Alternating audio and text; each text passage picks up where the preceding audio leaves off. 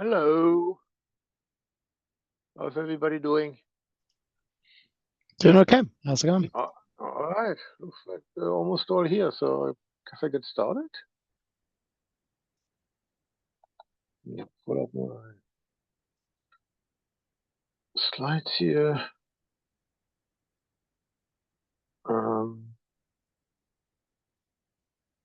And just get right into it.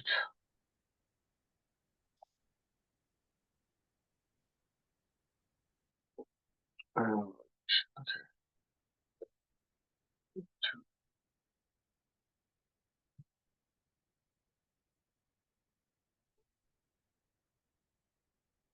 All right. Can you see my screen here?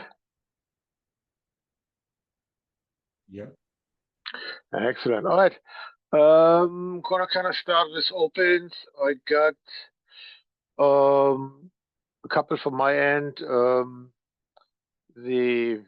I don't know if they're truly open. So still we're still looking for co-chairs. So if you're interested, raise your hand by sending me an email or a note. That's that. Been hanging out. So next week is OCP Summit, which most of us probably know. So obviously no meeting. Me and Enrico will actually present kind of the content of the work stream on Thursday at right about this time. And I guess the other part is who else is going? I know, Justin, you're going to be there, right? Yeah, I'll be there. Wolf, Brian, are either of you going to be in San Jose next week? No. Nice. All right. So hopefully we can catch up in person somewhere between those 3 days. Looking forward to it. Any other opens?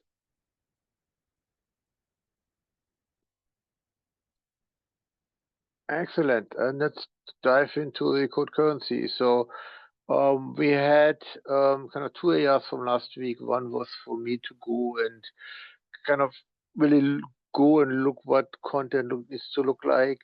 And then Justin took the area of kind of contributing the network related part of that. Justin, I don't know if you got to it, but at least I got to my part, so I'm just going to start. All right. Okay, and I'm going to so I've kind of broken this up into two slides. One is I was kind of thinking about this and kind of looking at the overall requirements, what we probably want here. And at the same time, I had actually a one-on-one with Austin yesterday. He can't make it today, so but I was like, I really wanted to catch up with him because this whole question was really coming from him as a as the inspiration of doing it. So as I was thinking through it, right, what I think what makes sense is so to have sort of this one-stop shop for really, for really node code currency. So any given node, I believe that's the right level. And again, you guys are all welcome to argue with me.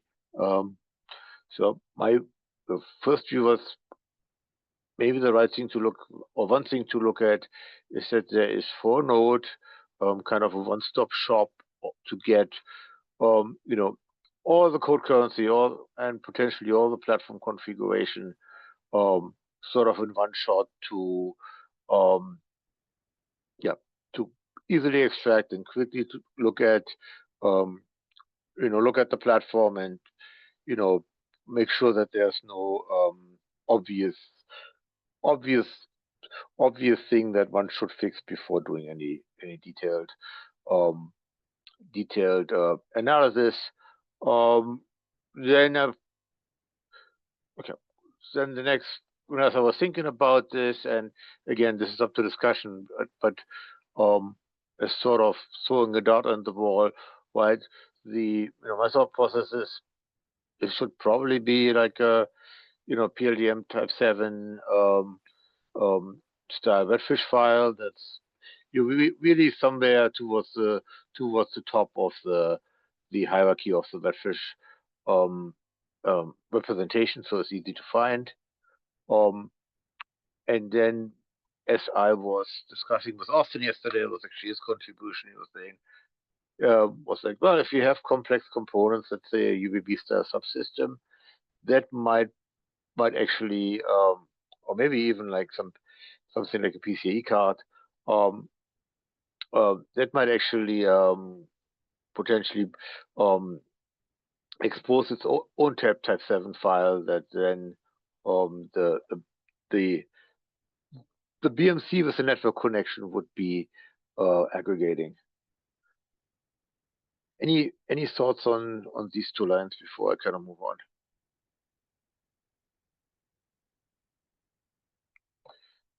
And I mean, and one of the feedback I'm looking at is the is the idea of using redfish and PLDM files as the construct here. Is that something we universally agree with, or is there, or we don't, which is perfectly fine. That's what's in my head, right? Which is by default or by definition incomplete. Ben, Justin, any thoughts?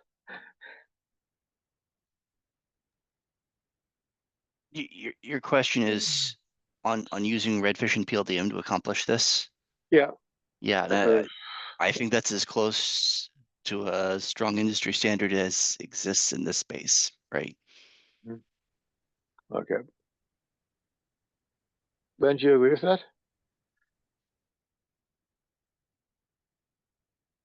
Okay, so yeah.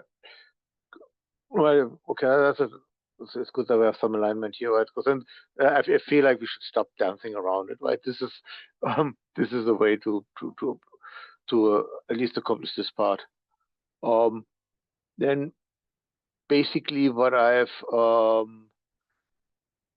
what I think is a strong requirement, whatever the file format is, must be open, right? For this to be encrypted would be completely defeating the purpose, but probably also really wants to be human readable. And it should sort of express the hierarchy as part of the way it's built. And then Austin has some thoughts on, there's sometimes the difference between a physical hierarchy and a logical hierarchy. For example, if I go pick on the UVB baseboard again, right? To the host software, it really sees 8 GPUs that are on 8 PCIe ports downstream of switches, but physically they're all sitting on that baseboard. So that's kind of what's going on here. We wanted to had some idea of should full identification be in there, maybe a hint if a given component is hot swappable, because that might that might inform a course of action, right? If it is just a NIC that you can basically walk up to that you can eject and replace, that's a completely different story than it is something that requires the entire system to come out and be system to come out, be disassembled, and it's a 2-day job to actually before to replace something. Then I've kind of decided to put some bound around the file size. So basically saying, for this to be useful, we have to be able to so KEI is key experience indicator. That's at least something we use at Intel every once in a while to express in not so technical performance thing. And basically the KI, that I've kind of said, like, I probably need to be able to pull this thing in under a second. Like, yeah, but that's felt right. So that means if you have a 1 gigabyte link, we probably want the file to be less than a megabyte. Yeah. Any thoughts on that? So this is always in band. You're not talking about out of band. And No, pull means from where to where. So no, all of it's out of band, right? So as part of the out of band Redfish representation, there's a file, right? And let's say the debug tool would then open that file and read it, basically, when you're interested in it. That's what I mean by pull.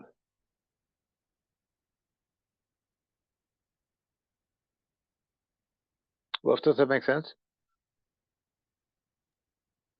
Not yet. Sorry, I think I Okay. missed something here. Okay. Well, why don't you ask a follow-up question? If you don't understand it, I probably described it fully. So So Ralph, it's in band with the manageability network, right? So there's not an out of band separate, I guess, separate bus or whatever that would get this information. That's so far not proposed.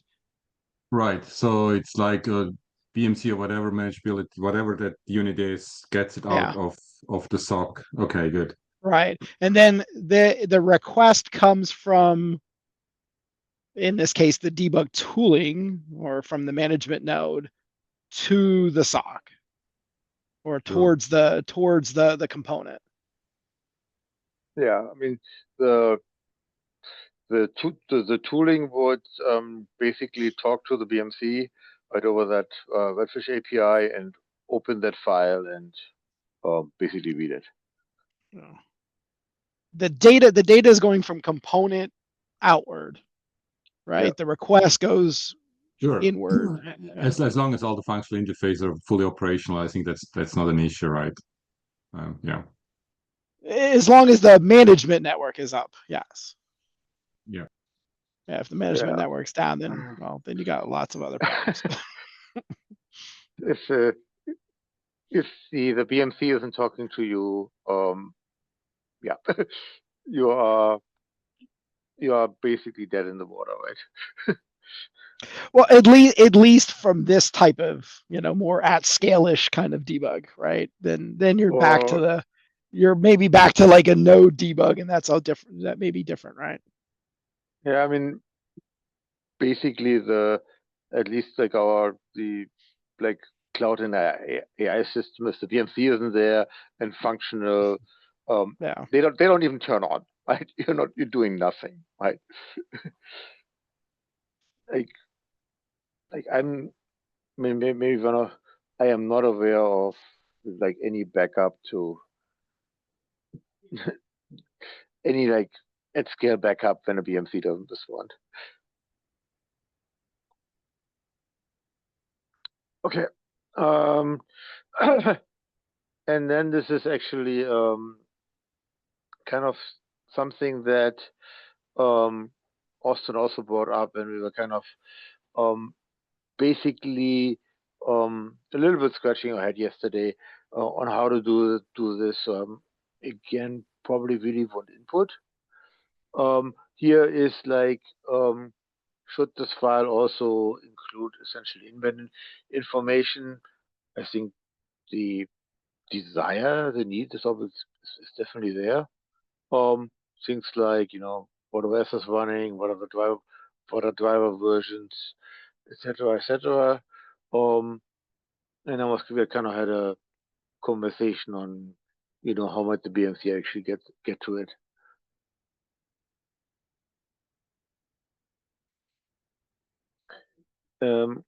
Any thoughts on that?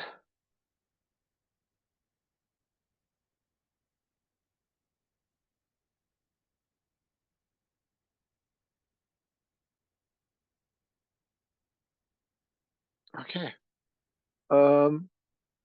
Okay, so then the other, I haven't put this on the slide, but like when I was thinking about this, like my gut feeling is that this may want to be a JSON file, but if yeah, basically asking us, anybody have a better idea, or is that the right direction?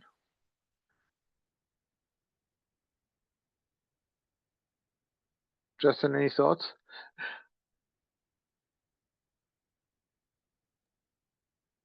Not in particular. Yeah. Okay, well, I'm just gonna go with the JSON assumption for now. Okay, let me just kind of go on the, what I believe needs to be in there. Okay. Let's make this, I'll write this down and call this agreed.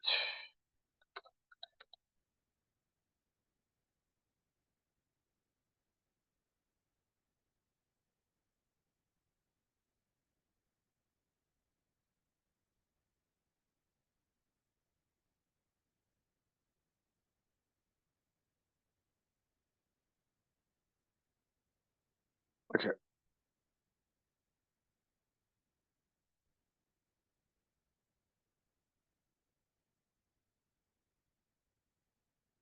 All right. Okay. The kind of what I've kind of captured as the like my suggested content. I kind of broke it up. Is there's probably some level of node level content, and then there's sort of by component content that's collected from every component in the system. That could be again like nested further potentially. So for example, yeah, UVB is a good example, right? You have it's from some point of view a component, but what's sitting on the component is or what's in that component is retimers and OEM modules, and then within those OEM modules you again probably have a GPU and some kind of maybe some discrete management controllers, and even like the voltage regulators on something that is drawing multiple kilowatts usually have firmware. So this kind of becomes a tree, or a nested kind of story. The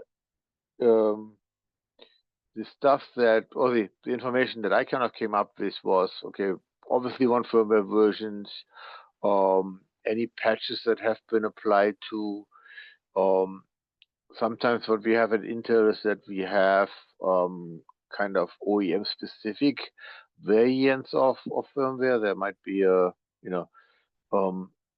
different firmware that we ship with a Dell product versus an HP product, to pick on something.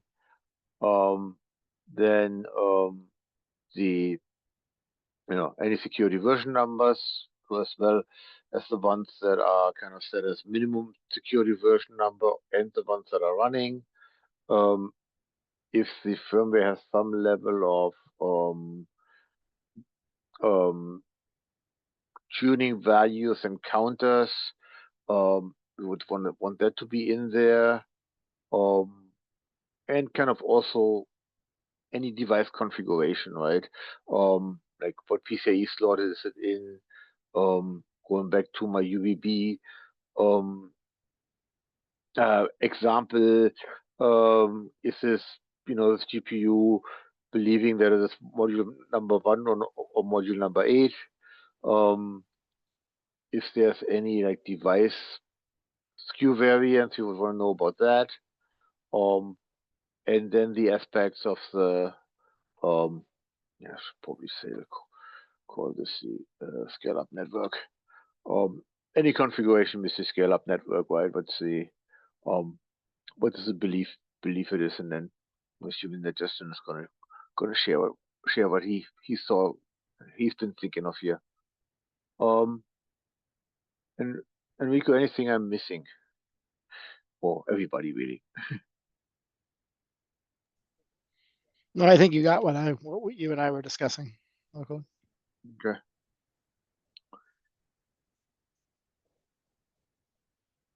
All right.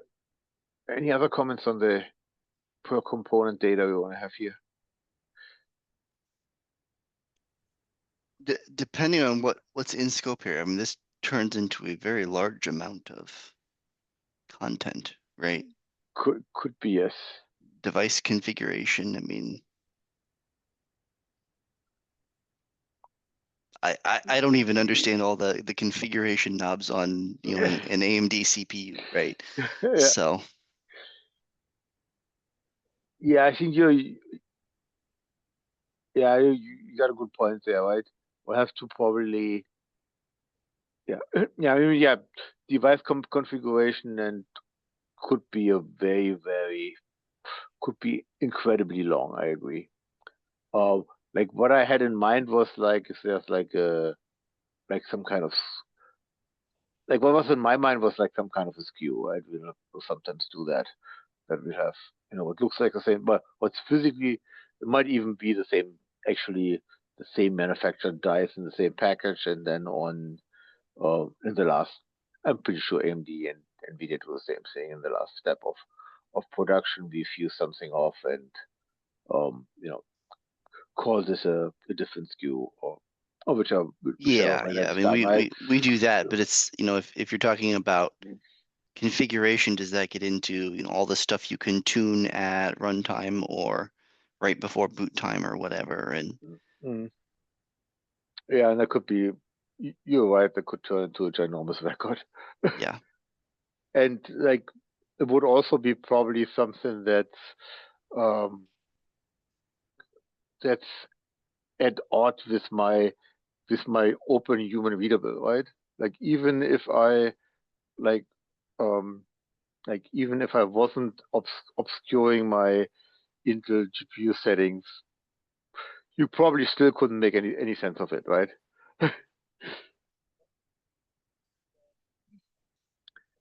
Or like, because it, even if it's not like encrypted or obscured, it's probably just but obscured by the nature of what it is. Right? As you were saying, you don't even understand I don't understand all of CPU and GPU settings either. So yeah. For an SSD, okay. you could pull the NVMe identifier and it'd give you most of this stuff. But then to make it human readable, that's a lot bigger. The identify is teeny, but to label everything that's in it, that starts to become actually maybe significant. Yeah, and I have a feeling that if we take this back to all of our companies, they're going to say, yeah, a lot of this stuff needs to stay private. But things like the SKU or the part number or serial number or whatever, those we can label. And yeah, and industry defined stuff like I mentioned, the NVMe identify, if that applies, that's easy. Yeah, and that gives you a ton.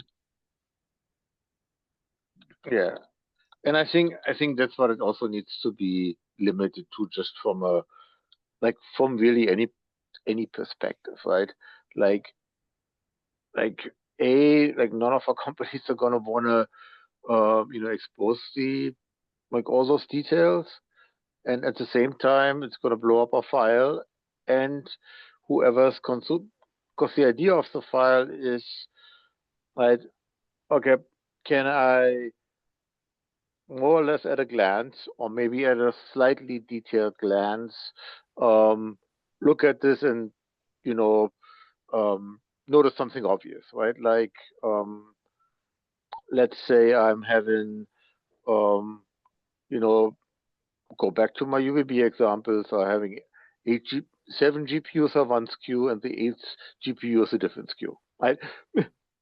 Like at a glance, I can point at that, and well, you probably want to rectify this before we bother going any deeper, right? That's to me is the the spirit of this file, and going into into crazy details just doesn't jive with that at all in my mind. Are there OCP defined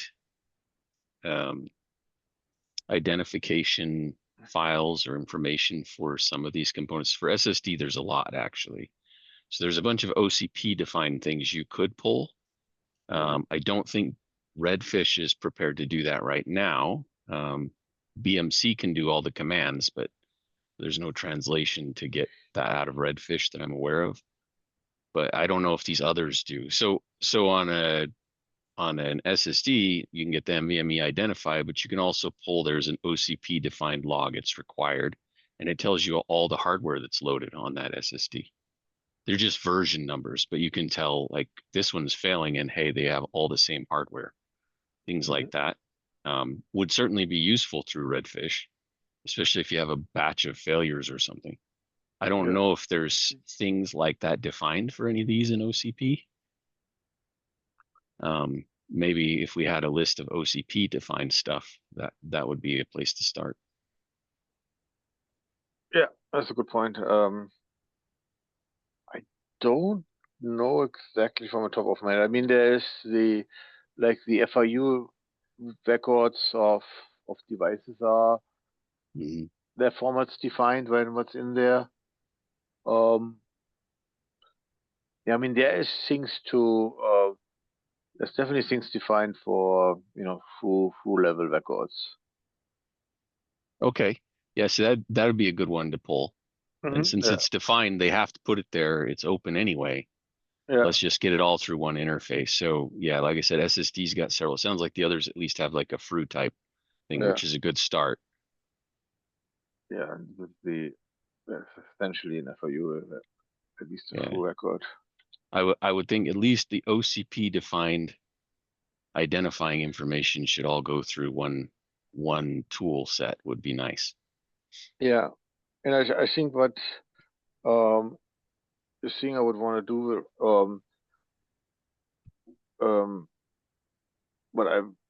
what kind of my thought goes, right, like that there's would be a set of things that are mandatory, right? And then there could be more things that are optional, right? And the mandatory things would definitely be the what's kind of coming from a full record. Yeah. So at least you know what version of firmware and what part you have there.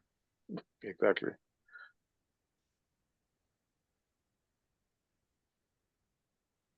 Beyond that, though, it gets tricky because you have to define it by component because what's useful on each of these is very different.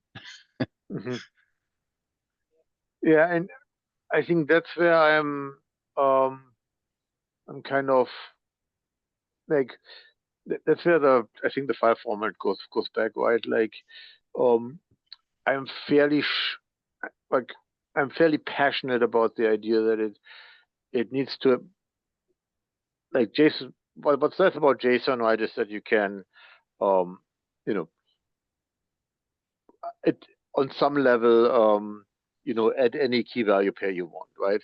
It's sort of customizable while being standardized, right? Right, and it defines itself in the file, so you can just go grab the bytes and then it says what it is.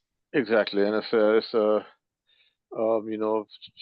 3 fields that Intel adds and 3 different fields that AMD adds to pick on our 2 companies, right? It's the tool that grabs the data and maybe visualizes it, can digest either of these, right? Or potentially just ignore the key value pair. Or if there's a key value pair, it doesn't know what to do with it, just doesn't read it. So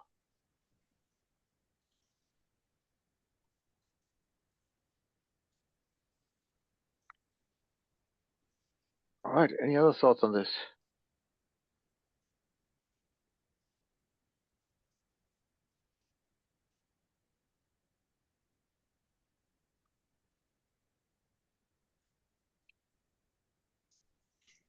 Okay. So what I'm gonna do is maybe take an AI out, try to start to build kind of that JSON record footprint as a default footprint and kind of take it from there. Justin, were you able to put together some network information? If you didn't just drop. Okay, Justin just dropped, so I take that as a no.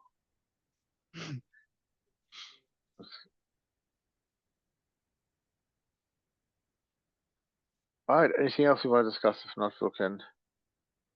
I would be upset giving us 28 minutes back. Sounds great. Okay, awesomeness. I'll hopefully see most of you in Santa Clara next week, and we continue this in 2 weeks. Thank you. All right, thanks. Nice. Bye.